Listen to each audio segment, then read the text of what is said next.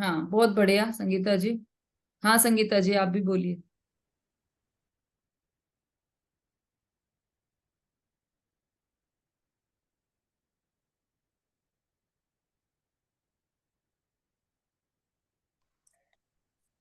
हाँ दीदी, जो सम्यक दर्शन, सम्यक ज्ञान, सम्यक चारित्र रूप जो हमारी निधि है, और वही हमारी निधि है, और उससे हमारी पर वस्तुओं की ओर जो प्रवृत्ति होती है वो छूट जाती है। ऐसा हमने पढ़ा है कि जो मतलब मैं सम्यक दर्शन, सम्यक ज्ञान, सम्यक चारित्र रूप, हम उस निधि से हम परिपूर्ण हैं, और हमें बाहर की जो निधि है उसे छोड़ना। अनीता जी बोलिए। मैडम पता नहीं गलत नहीं हो जाए कहीं। कोई बात नहीं। दी नमस्ते। मैं हम्म शुद्ध उपयोगी हूँ, पर से भिन्न हूँ, शुद्ध आत्मा हूँ, चेतन आत्मा में शुद्ध उपयोगी हूँ, और मान माया लोभ नहीं है मेरी आत्मा में, सरल स्वभावी हूँ। बहुत बढ़िया, बहुत बढ़िया अनीता जी। हाँ जी, और कौन बताएगा कैसी है हमारी निधि? बिल्कुल सिर्फ अपने शब्दों में ही बताना है। बहुत अच्छा संगीता जी, अनीता जी दोनों ने बहुत बढ़िया बोला है। और कौन बताएगा? जिसे हमें प्राप्त करना है ऐसी निधि, या हमारा स्वरूप कैसा है? हाँ सरिता जी। हमारी आत्मा अखंड है, अविनाशी है, और भाव कर्म, नौ कर्म और द्रव्य कर्म से रहित है, समस्त कर्मल से रहित है, राग द्वेष का जिसमें सर्वथा अभाव है। और ऐसे जो छठवें सातवें गुण स्थान वर्ती मुनिराज होते हैं, वो इसी स्वरूपाचरण चारित्र का, इसी स्वरूप अपने स्वरूप में ही रमण करते करते अपने स्वरूप में ही रमण करते हैं, और अपनी निधियों को प्राप्त करते रहते हैं। जैसे अनंत दर्शन, अनंत ज्ञान, अनंत सुख, अनंत वीर आदि शक्तियों को प्रकट करते रहते हैं और उनको बढ़ाते रहते हैं। और जो बाह्य की जितनी भी प्रवृत्तियां हैं, उन सब से वे विमुख हो जाते हैं। और इतना करते करते अंदर में उनकी शुद्धि बढ़ती जाती है, बढ़ती जाती है। यही स्वरूपाचरण चारित्र है कि अपनी अपनी आत्मा के द्वारा ही अपने आत्मा को प्राप्त करना। उन्हें जो आपने बोला था ना, तीक्ष्ण छेनी, तीक्ष्ण छेनी यानी जितने भी कर्म मल हैं उनको अपनी आत्मा के बल के द्वारा ही उनको नष्ट करना, और उन आत्मा के गुणों को प्रकट करते हैं अंतरंग से। ठीक है, निधि बतानी है सिर्फ अपनी। आपने बिल्कुल सही बताया था शुरू में, अखंड अविनाशी आत्मा है। बस आत्मा के ही विशेषण बताना है, वो ही अपनी निधि है। स्वरूपाचरण चारित्र प्रकट हो या ना हो, हमें अपनी निधि मिलनी चाहिए, और कैसी है वह निधि उसकी जानकारी चाहिए। मुनिराज को वो प्रकट हो जाती, वो बात सही है, निधि प्रकट हो गई। लेकिन हमारे पास है कि नहीं? मुनिराज के पास तो है निधि, और हमारे पास है कि नहीं वो निधि? और निधि है तो कैसी है, नहीं है तो कैसी है, वो बताना है बस आपको। बहुत अच्छा, 3-4 लोगों ने बोला है अभी, बहुत अच्छा। बोलना ही महत्वपूर्ण होता है। वंदना जी बोली।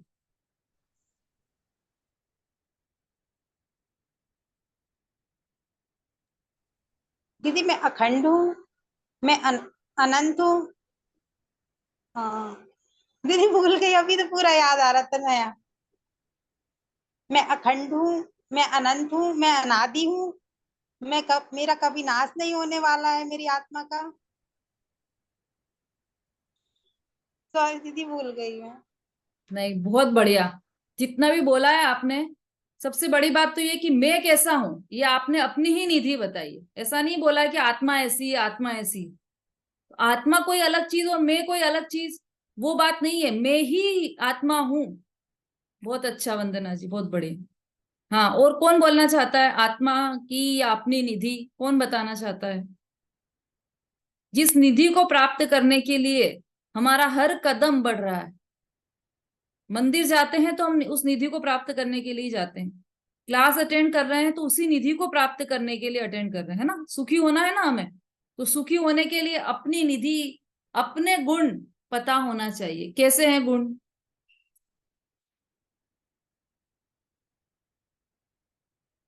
अभिलाषा जी बोलिए। जय जगन जी। हम्म। मैं एक जीव तत्व हूँ। मैं अखंडानंद ज्ञान स्वभावी आत्मा हूँ। मेरे अंदर अनंत गुणों को भंडार है, जिसके द्वारा मैं मोक्ष तक प्राप्त कर सकता हूँ।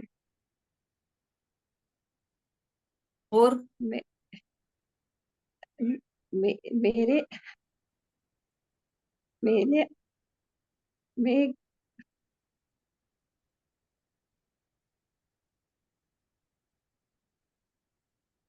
जो 47 शक्तियां आपने याद की हैं, वह किसकी है? भगवान की है या मुनिराज की है? किसकी है? हमारी अपनी खुद की है 47 शक्तियाँ। तो फिर वो बोलिए ना, आप अपनी निधि पूछिए। तो 47 शक्तियां उस निधि से बाहर की बात थोड़ी है, वही तो निधि है हमारी। कौन सी निधि है हमारी? मेरे में से मैं अजड़ मेरे में चित्ती शक्ति है। बहुत जीवत्व सारी शक्ति शक्तियाँ। कैसी है? जीवत्व शक्ति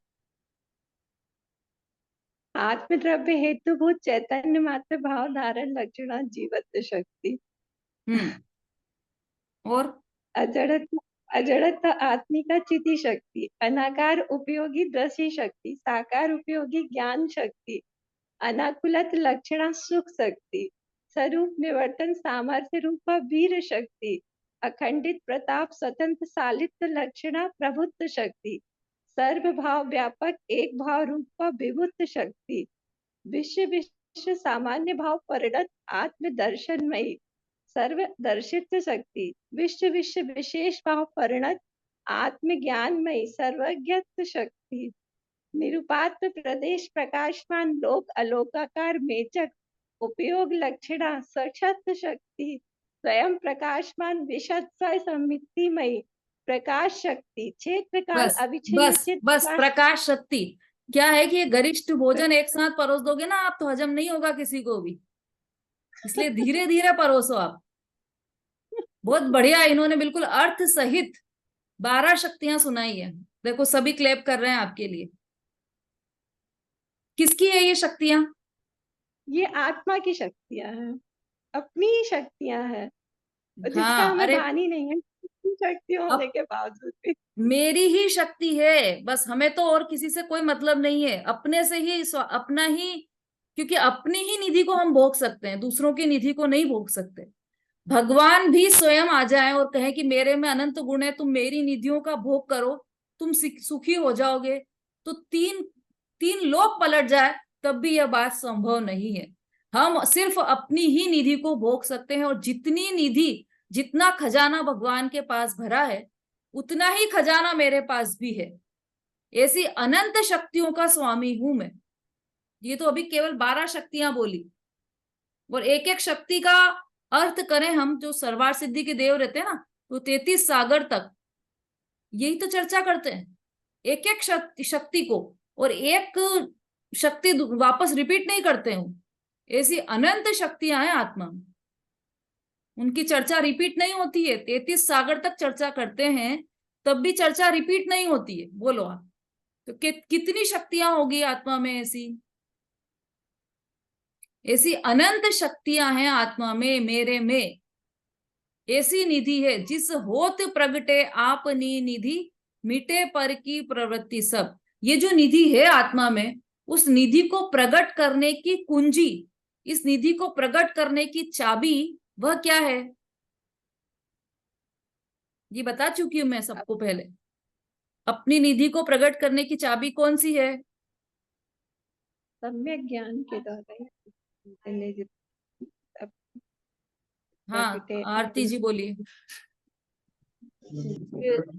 स्वपट का भेद विज्ञान सम्यक दर्शन ही उसकी चाबी है। हाँ, 2 उत्तर आ गए। और संगीता जी बोलिए। दीदी भेद विज्ञान रूपी चाबी है, भेद वेद विज्ञान विज्ञान, करना। बिल्कुल ठीक। अनीता जी। स्वरूपाचरण, सम्यक दर्शन, सम्यक ज्ञान, सम्यक चारित्राय नमः क्रिया। तो उसमें लीन होना ही सबसे बड़ी चाबी, सम्यक ज्ञान। 3 रत्नात्रय हैं। बहुत बढ़िया। अनीता जी, धीरे धीरे सबको पीछे छोड़ते जा रहे हैं आप। हैं।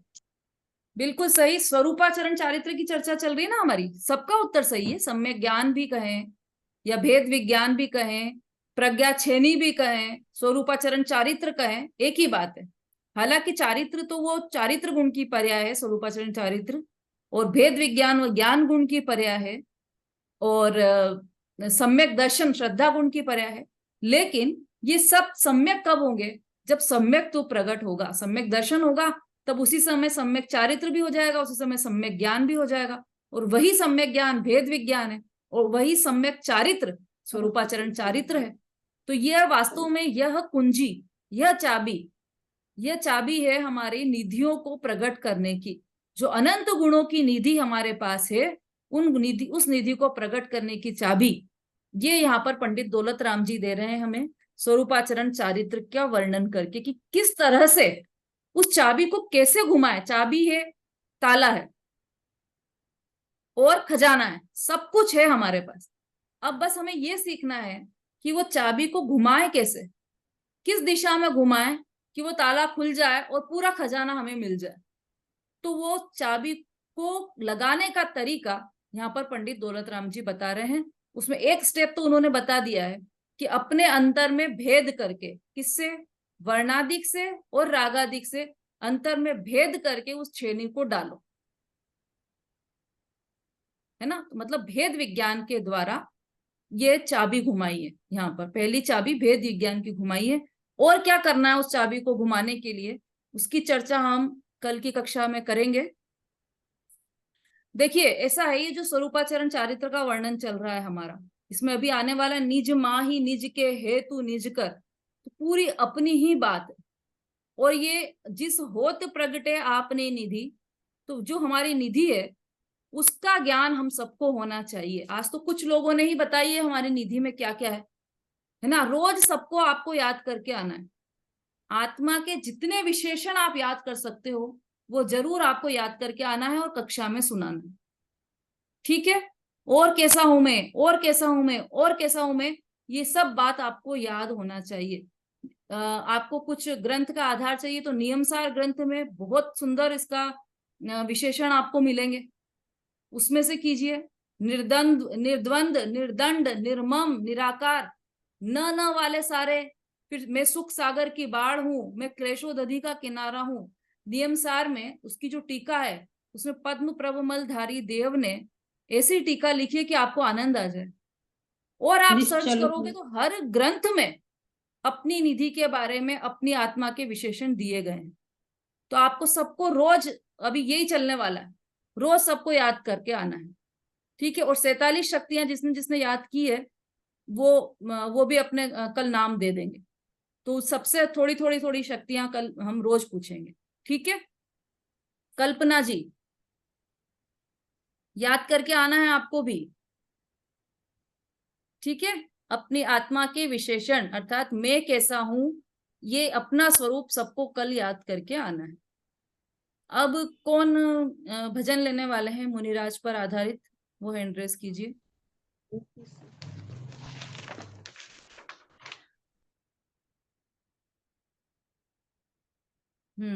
सुलोचना आंटी, हाँ।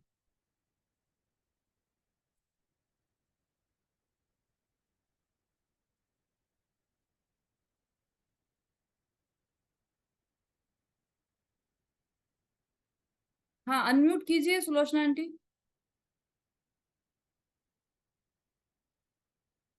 वीडियो भी चला गया है आपका।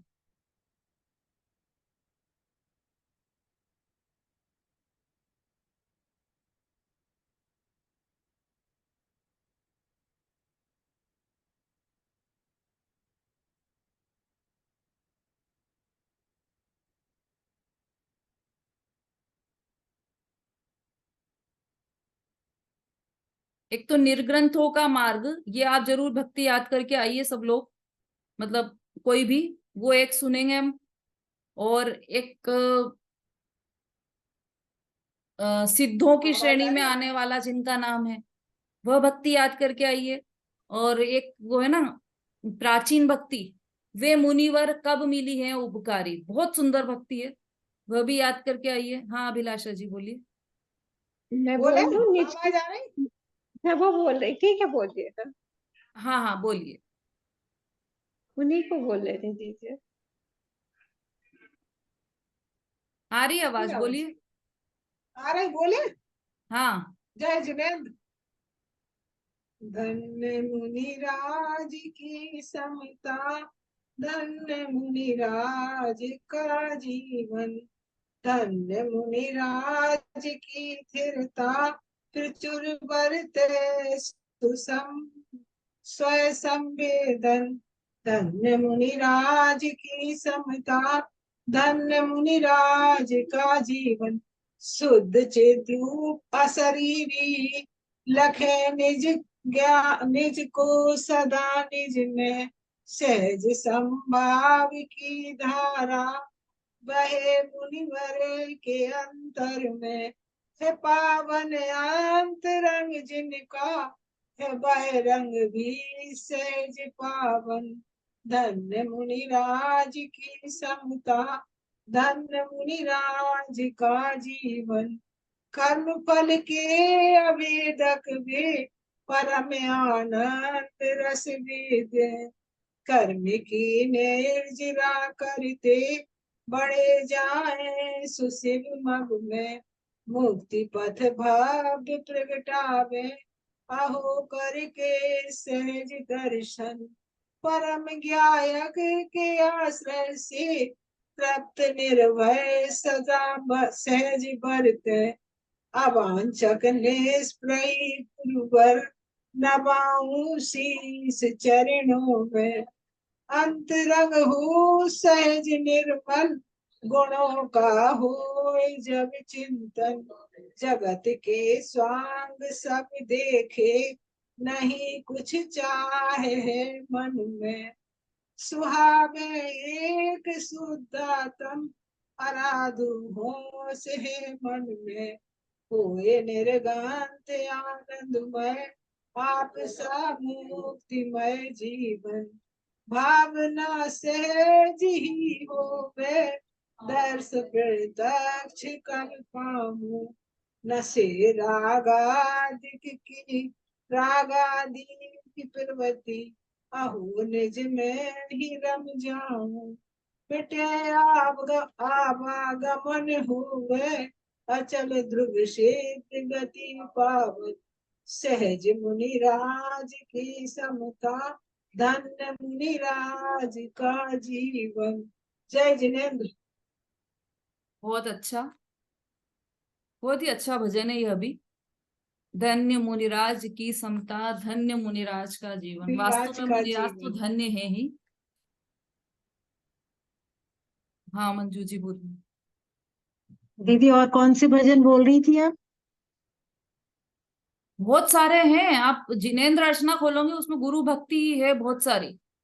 देवशास्त्र गुरु के बाद गुरु लास्ट में गुरु भक्ति है, उसमें से भी आप बहुत अच्छे अच्छे भजन है, जितने भी प्राचीन भजन है मुनिराज के बहुत अच्छे हैं। तो एक एक दिन बोलिए सब लोग, भक्ति बहुत अच्छा आनंदकारी है। तो इन चीजों में खूब उत्साह से भाग लेना चाहिए। ऐसा नहीं कि ठीक है, यहाँ पे निश्चय नहीं लगाना कि मैं तो बोल ही नहीं सकता, मैं भाषा वर्गणा है वो, तो मैं बोल ही नहीं सकता तो मैं भजन क्यों बोलूं। हाँ, मैं तो पर का कर ही नहीं सकता, और मैं शरीर थोड़ी हूं तो मैं भजन बोलूं। ये लगाओ आप भोजन के समय, भजन के समय नहीं, भोजन के समय लगाओ, लगाना है तो ठीक है। व्यवहार में व्यवहार का कार्य चलेगा।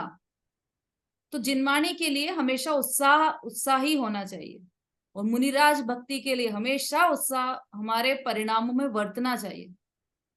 और उस उत्साह को बरकरार रखने के लिए हमेशा जिनेन्द्र भक्ति, स्वाध्याय, ये सब कार्य चलना चाहिए और आगे आगे रहकर कार्य करना चाहिए। कि नहीं, ऐसे ऐसे हैंड रेज होना चाहिए कि हमें ढूंढना पड़े कि अरे किसको मना करें हम भक्ति बोलने के लिए। इतना अपने अपने हृदय में इतना उत्साह होना चाहिए। मुनिराज की दशा अलौकिक है, जिसकी हम कल्पना नहीं कर पा रहे। ऐसी दशा कितनी अलौकिक होगी, कितना अंदर में उनके आनंद ही आनंद बरत रहा होगा। ऐसी अलौकिक दशा हम सबको भी प्राप्त करना है, और वो दशा तो है ही पूजनीय है। तो ऐसे मुनिराज की भक्ति हमारे हृदय से आना चाहिए। हाँ जी, हाँ दीदी, कल मैं बोलूंगी ये भक्ति, मुनिराज की भक्ति। हाँ ठीक है। चल, जावाणी के ज्ञान से सूझे लोकालो, सोवाणी मस्तक नम सदा देत हूँ ढो। बोलिए जिनवाणी माता की जय, महान जैन धर्म की जय। जय जिनेन्द्र, सभी को जय जय जिनेन्द्र। जय जिनेन्द्र।